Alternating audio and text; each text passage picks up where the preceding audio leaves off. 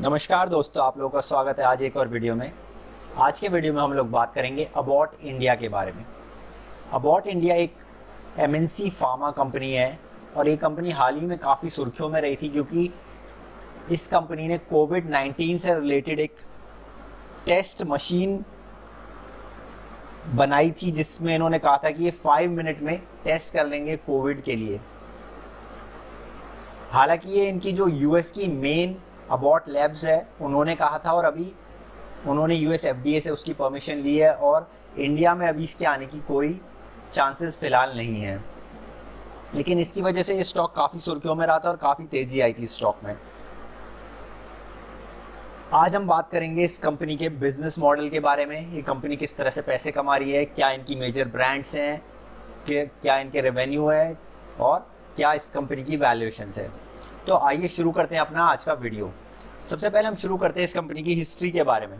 इस कंपनी की हिस्ट्री आप देख सकते हैं। कंपनी 1994 में इंडिया में सबसे पहले आई थी। यूएस में ये इससे पहले थी लेकिन इंडिया में इनका जो इनकॉर्पोरेशन हुआ वो 1994 में हुआ और इनका जो नाम था वो था boots pure drug India limited के नाम से। 1952 में इन्होंने क्रेमेफिन लॉन्च करा जो कि एक लेक्सेटिव था जो आज तक आता है। ये इनकी बहुत ही फेमस ब्रांड है क्रेमेफिन के नाम से। ये लेक्सेटिव है और ये जनरली जो कॉन्स्टिपेशन होता है उसके लिए यूज होता है। 1965 में इनका आईपीओ आया और इन्होंने बॉम्बे स्टॉक एक्सचेंज में 1966 में लिस्ट कर दिया। 1973 में इन्होंने ब्रूफिन लॉन्च करी। तो आप देख सकते हैं इन्होंने किन मेजर ईयर्स में कुछ कुछ मेजर काम करे हैं।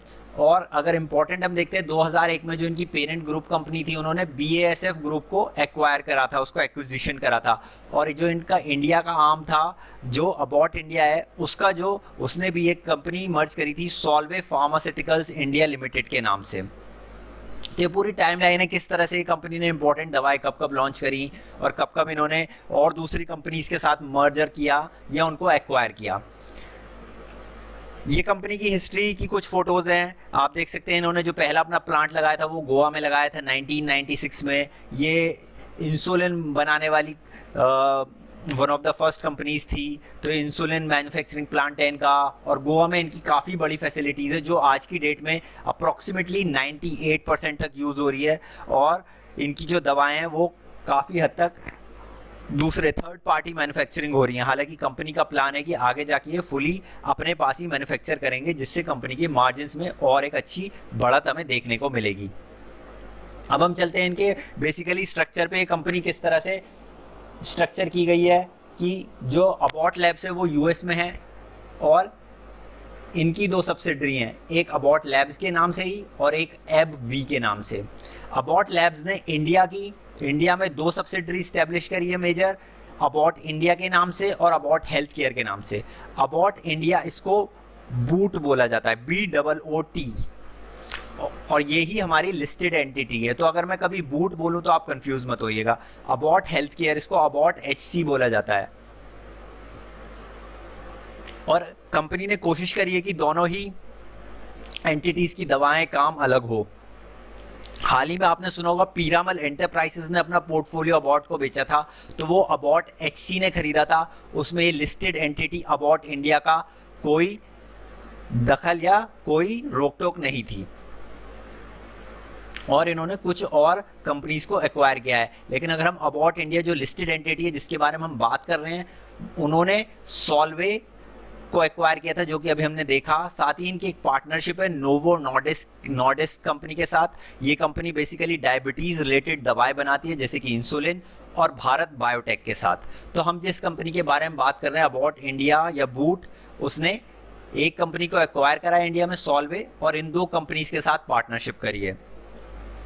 अगर हम बात करते हैं कि अबॉट हेल्थ केयर और अबॉट इंडिया के पोर्टफोलियो में जो भी मेजर दवाएं हैं वो अलग अलग हैं और अबॉट इंडिया जो फोकस कर रहा है वो फोकस करता है विमेन हार्मोन्स, हाइपोथायराइडिज्म, निश गैस्ट्रो ट्रीटमेंट्स और न्यूरो एलिमेंट्स। आगे चल के हम देखेंगे कि इनकी क्या क्या फेमस ब्रांड है। तो अब हम कुछ बात कर लेते हैं अबॉट इंडिया के बारे में। अबॉट इंडिया जैसे कि मैंने कहा एक एमएनसी फार्मा कंपनी है। आप लोगों ने देख लिया कि किस तरह से इनका स्ट्रक्चर है। यूएस में भी ये लिस्टेड है अबॉट लैब्स के नाम से। तो ये बहुत ही स्ट्रॉन्ग एमएनसी पेरेंटेज है इनकी, जो कि एक बहुत ही अच्छी रहती है, स्पेशली ऐसे मार्केट्स में जहां बहुत ज़्यादा रिस्क है। तो इसी वजह से हमने देखा है इसकी शेयर प्राइस में काफ़ी अच्छा इजाफा हमें देखने को मिला है पिछले कुछ महीनों में। अगर हम बात करते हैं तो कंपनी के पास बहुत ही स्ट्रॉन्ग ब्रांड्स हैं और 6 ब्रांड्स हैं इनके पास जो 100+ करोड़ रुपीस करती हैं इंडिया में। तो आप समझ सकते हैं काफ़ी स्ट्रॉन्ग ब्रांड्स हैं, मल्टीपल ब्रांड्स है जो कि नंबर 1 है, यानी कि अपने सेगमेंट में नंबर 1 है वो ब्रांड्स। ऐसी बहुत ही सारी ब्रांड्स हैं, अगर एक रिसर्च रिपोर्ट की माने तो अप्रॉक्सीमेटली 36 ऐसी ब्रांड्स हैं जो कि इंडिया में नंबर 1 पे स्टैंड करती हैं, और वो सब किसकी हैं? अबाउट इंडिया की हैं। मेजर प्रेजेंस है इनका क्रॉनिक और स्पेशलिटी सेगमेंट्स में, जो भी क्रॉनिक और स्पेशलिटी दवाएं होती हैं उसमें इनका सबसे मेजर सेगमेंट है, सबसे ज़्यादा रेवेन्यू इनका इसी सेक्टर से आता है। जैसे कि मैंने पहले ही बताया था, इनकी जो लीडरशिप है, इनके मेन दवाएं किस सेगमेंट में आती हैं? विमेन हार्मोन्स, जो विमेन के हार्मोन रिलेटेड प्रॉब्लम्स होती हैं, थायराइड रिलेटेड प्रॉब्लम्स होती हैं, हाइपोथायराइडिज्म और गैस्ट्रो, यानी कि पेट से रिलेटेड बीमारी की इनकी बहुत ही सारी दवाइयाँ आती हैं, गैस्ट्रो ट्रीटमेंट्स और न्यूरो एलिमेंट्स यानी कि जो आपकी दिमाग और रीढ़ की हड्डी के रिलेटेड दवाइयाँ आती हैं। और ये मैंने कहा सबसे स्ट्रॉन्ग है, साथ ही साथ ये सबसे फास्टेस्ट ग्रोइंग एमएनसी है, और ये 15% से भी प्लस पे ग्रो कर रहे हैं, जबकि ऐसी और कोई एमएनसी नहीं है जिसका रेवेन्यू 1000 करोड़ से ऊपर हो और वो 15% से ग्रो करे। तो इकलौती ऐसी एमएनसी कंपनी है जो कि 15% प्लस से ग्रो कर रही है और 1000+ करोड़ का रेवेन्यू या टॉप लाइन कर रही है। साथ ही साथ अगर हम बात करते हैं, ये एमएनसी कंपनी है लेकिन इनके पास इंडिपेंडेंस है। तो बूट इंडिया यानी कि अबाउट इंडिया, बूट जिसको हम कहेंगे, उसके पास इंडिपेंडेंस है और इनको हर काम के लिए अपनी यूएस पेरेंट में नहीं पूछना पड़ता है। बाकी सब कंपनीज क्या करती हैं कि जो उनके यूएस पेरेंट या जहाँ की भी उनकी पेरेंट कंपनी है, उन्हीं की दवाइयाँ इंडिया में लॉन्च करती हैं, लेकिन बूट ऐसा बिल्कुल नहीं करती है। ये लोग अपनी अलग से दवाइयाँ लॉन्च करते हैं और पेरेंट कंपनी से इनको कोई परमिशंस लेने की ज़रूरत नहीं होती है, और ना ही ये पेरेंट कंपनी को रॉयल्टी देते हैं जो कि बाकी सब कंपनी देती हैं। तो आप समझ सकते हैं काफ़ी इंडिपेंडेंट कारोबार है इनका, यूएस पे डिपेंडेंट नहीं है, इनकी खुद की अपनी रिसर्च यूनिट्स हैं और ये अपनी दवाएं खुद लॉन्च करते हैं। और जो बहुत सारी एमएनसीज कंपनी करती हैं कि वो बाहर जो उनके पेरेंट की फेमस दवाएं होती हैं उन्हीं को इंडिया में लॉन्च करती हैं, उनका ही जेनरिक वर्जन जो कि वो सस्ते में लॉन्च करती हैं। अगर हम इनकी ब्रांड्स की बात करते हैं तो जो 36 लीडिंग ब्रांड्स जो मैंने बताया था उसमें से थायरोनॉम और ड्यूफेस्टोन सबसे बड़ी ब्रांड्स हैं और उनकी ग्रोथ 20% प्लस है। तो 20% प्लस ग्रोथ आ रही है इन दो ब्रांड्स में, थायरोनॉम और ड्यूफेस्टोन। अगर हम नए प्रोडक्ट्स की बात करते हैं तो लास्ट 5 सालों में, लास्ट 5 ईयर्स में कंपनी ने 65+ न्यू प्रोडक्ट्स निकाले हैं। और अगर हम नेक्स्ट 4 ईयर्स की बात करते हैं तो कंपनी का कहना है कि अगले 4 सालों में वो 100 नए प्रोडक्ट्स निकालेगी। हालांकि इनके जो लास्ट 5 सालों में मेजर प्रोडक्ट्स थे वो गैस्ट्रो रिलेटेड थे, यानी कि पेट की बीमारी के रिलेटेड थे, लेकिन ये कुछ नए फील्ड्स में भी आ रहे हैं जैसे कि वैक्सीनेशन, एंटी इन्फेक्टिव्स, इस तरह की दवाइयाँ भी ये लॉन्च कर रहे हैं। तो ये एक बेसिक आइडिया था कि अबाउट इंडिया का बेसिकली इंडिया में किस तरह से कारोबार चल रहा है, क्या इनकी स्पेशलिटी है और किस तरह की ये दवाइयाँ बेच रहे हैं और किस तरह की इनकी ब्रांड्स हैं। लेकिन अगर हम इनको कंपेयर करते हैं अगर बाकी एमएनसीज के साथ, बूट को बाकी एमएनसीज के साथ कंपेयर करते हैं तो काफ़ी सारे पैरामीटर्स पे बूट काफ़ी अच्छा परफॉर्म कर रही है। तो अगर हम देखते हैं कि रेवेन्यू कैगर, तो आप देख सकते हैं कि बाकी जो एमएनसीज हैं, अबाउट एचसी जो इनकी एमएनसी है, बूट, ग्लेक्सो और सनोफी और फाइजर, तो हम देख सकते हैं कि इनकी जो रेवेन्यू ग्रोथ है फाइजर की केवल आप देख सकते हैं यहाँ पे 3-4% है, यहाँ 8-9% है, सनोफी की, ग्लेक्सो की भी कम है। लेकिन बूट की हम लोग देख सकते हैं इनकी जो ग्रोथ है वो 15% से भी ज़्यादा है, 16-17% पे ये कंपनी ग्रो हो रही है। तो मैंने जैसे कि बताया था फास्टेस्ट एमएनसी है ग्रो होने वाली, फास्टेस्ट एमएनसी। और ये अपने आप में काफी इंपॉर्टेंट चीज है। स्पेशली अगर हम देखते हैं इनका बेस भी बड़ा है, आप देख सकते हैं ये 19.7 बिलियन रुपीस यानी कि 1970 करोड़ का रेवेन्यू, 2770, 2870, और बूट का रेवेन्यू हमारा है 3310 यानी कि 3310 करोड़ के रेवेन्यू पे ये 15% से भी ज्यादा पे ग्रो कर रहे हैं। हालांकि अबॉट एचसी इनसे रेवेन्यू में आगे है, करीब 5000 करोड़ का रेवेन्यू है, लेकिन उनकी ग्रोथ अभी इनसे कम है।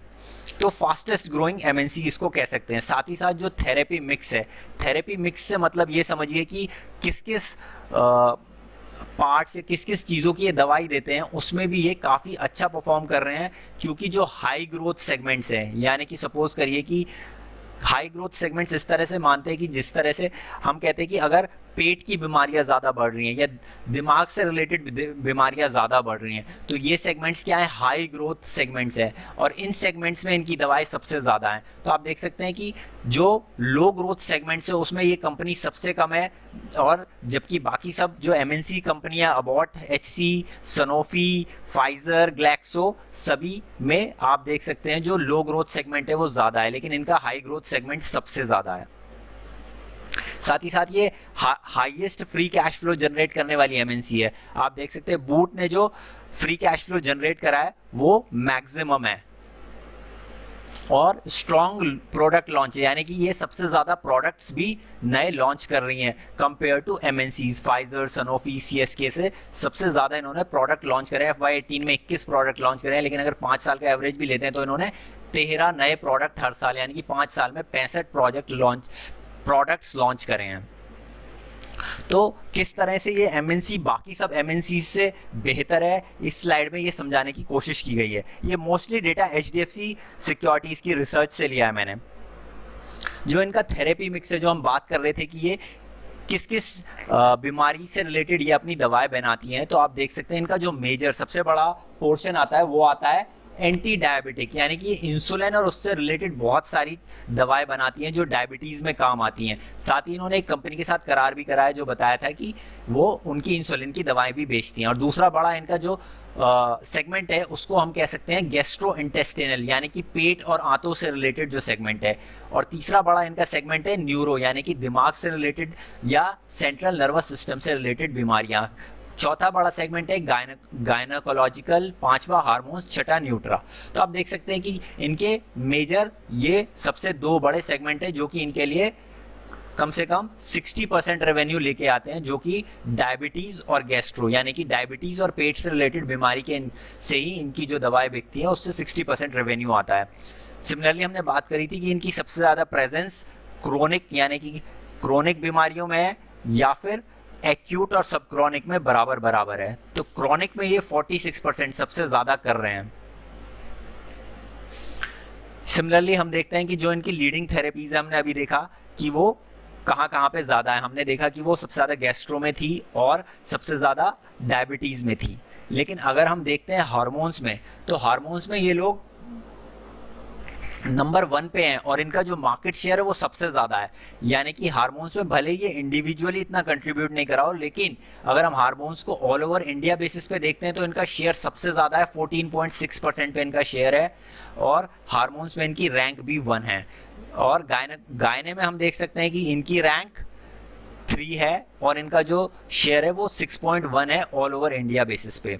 न्यूरो में इनका जो शेयर है वो 5.2% है, गैस्ट्रो इंटेस्टिनल में 6.6% है, एंटी डायबिटिक में 11.3% है। एंटी डायबिटिक हमने देखा कि ये सबसे ज़्यादा रेवेन्यू यहाँ से कमा रहे हैं और इसमें इनका मार्केट शेयर भी बहुत ही अच्छा है। अगर हम बात करते हैं इनके जो मेजर प्रोडक्ट्स की, तो हम देख सकते हैं कि एंटी डायबिटीज़ में इनकी जो मेजर ब्रांड्स हैं वो ये सब हैं, मिक्सटर्ड, नोवोमिक्स, राइडोजेग। सीएनएस में टॉप ब्रांड्स इनकी वर्टिन, एप्टोइन, ज़ोल्फ्रेश। गायनोलॉजी एंड हार्मोन्स में इनकी जो मेन ब्रांड्स हैं वो है डिफेस्टॉन और थायरोनॉम, और ये इनकी सबसे फास्टेस्ट और अच्छी ग्रो होने वाली ब्रांड्स हैं। गैस्ट्रो में जो इनके प्रोडक्ट्स हैं वो यूडिलिव, ड्यूफ्लैक, क्रिमेफिन, डायजिन, क्रियॉन। इनके जो न्यूट्रा सेगमेंट्स में है उसमें बेटोनिन एंड एर्किटॉल, ये इनकी लीडिंग ब्रांड्स हैं। यहाँ पे आप देख सकते हैं कितनी सारी ब्रांड्स में नंबर 1 पे हैं। थायरोनॉम इसमें नंबर 1 पे, आप मार्केट शेयर देख सकते हैं कि 51%। तो ये दवा मोर देन 50% मार्केट को कैप्चर करे हुए एक दवाई। सेकंड यूडिलिव, इनकी रैंक 2 है, मार्केट शेयर 16% है। ड्यूफ्लैग रैंक 1 है, मार्केट शेयर 14% है। डाइजीन रैंक 1 है, मार्केट शेयर 13% है। क्रियॉन रैंक 1 है, मार्केट शेयर 32% है। तो आप देख सकते हैं ये सब कितनी अच्छी दवाएं हैं कि इन्होंने 32, 33, 1/3 मार्केट इनके पास है, आधा मार्केट इनके पास है। Prothiaden market share 7.3%, rank 1। Cremaffin plus rank 2, market share 9.5%। Influvac market share 63.4%। आप देख सकते हैं इस दवाई का कितना मेजर मार्केट शेयर है, rank 1। Vertin market share 30%। Duphaston rank 1, market share 25%।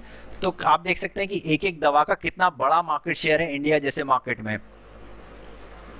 अगर हम टॉप 15 कंपनीज की बात करते हैं तो ये सन फार्मा के बाद इंडिया में इनका रेवेन्यू नंबर 2 पे आता है। और आप देख सकते हैं कि जो अबॉट है, हालांकि ये दोनों सब्सिडरीज का मिला के, अगर हम इनको इंडिविजुअली भी देखते हैं तो हम देख सकते हैं कि अबॉट इंडिया जो बूट जिसके बारे में हम बात कर रहे हैं वो अप्रोक्सीमेटली 10th नंबर पे आ रही है। तो ये टॉप 10 कंपनियों में आती है इंडिया में, लेकिन अगर हम दोनों को मिला देंगे तो ये नंबर 2 पे हम पहुंच जाएंगे। तो सन फार्मा, अबॉट, सिप्ला, जाइडस, लुपिन, मैनकाइंड, एल्केम, टोरेंट, इंटास, तो काफ़ी अच्छा ये कंपनी कर रही है। साथ ही साथ इसका जो ग्रोथ है वो आप देख सकते हैं कि और कंपनियों के मुकाबले कितना बेहतरीन है। सन फार्मा जो कर रही है वो 7.3 कर रही है, पूरी इंडस्ट्री 9.6 कर रही है और कंपनी क्या कर रही है 11.3। तो इंडस्ट्री से ज़्यादा फास्ट ग्रो कर रही है। अगर हम इनसे ज़्यादा ग्रो करने वाली कंपनी देखते हैं तो ल्यूपिन हमें दिखाई देती है और एक इंटास हमें दिखाई देती है। उसके बाद एक और कंपनी ग्लेनमार्क जो कि इंडिया में इनसे तेज रेवेन्यू ग्रो कर रहे हैं। तो कंपनी काफ़ी अच्छा परफॉर्म कर रही है इन टर्म्स ऑफ ग्रोथ। तो अब हमने देखा कि पहले हमने देखा एमएनसी प्लेयर्स के साथ इनका कंपैरिजन, अब हम देखते हैं इनका कुछ इंडियन कंपनीज के साथ कंपैरिजन। तो इंडियन कंपनीज में भी ये कंपनी काफ़ी अच्छा कर रही है।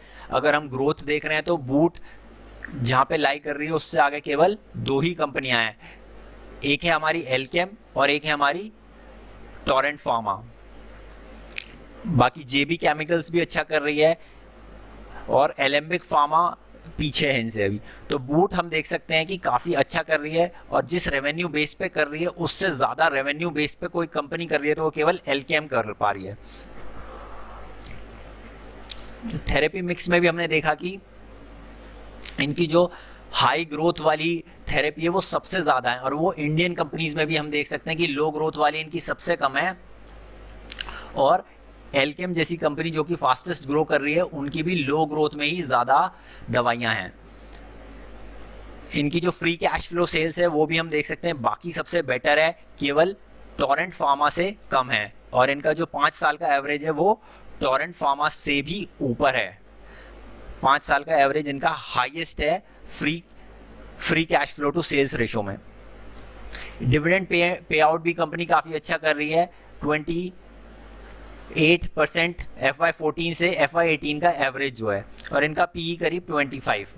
तो ये पीई हालांकि ये थोड़ा पुराना है, अभी इसका पीई अप्रोक्सीमेटली 50-55 के करीब है। तो हमने देखा है कि कंपनी बेसिकली अगर हम एमएनसीज के साथ कंपेयर करते हैं तो काफ़ी अच्छा कर रही है, लेकिन इंडियन पेयर्स के साथ भी कंपेयर कर रहे हैं तो ज़्यादातर पैरामीटर्स पे ये कंपनी अमंग द टॉप ही आती है।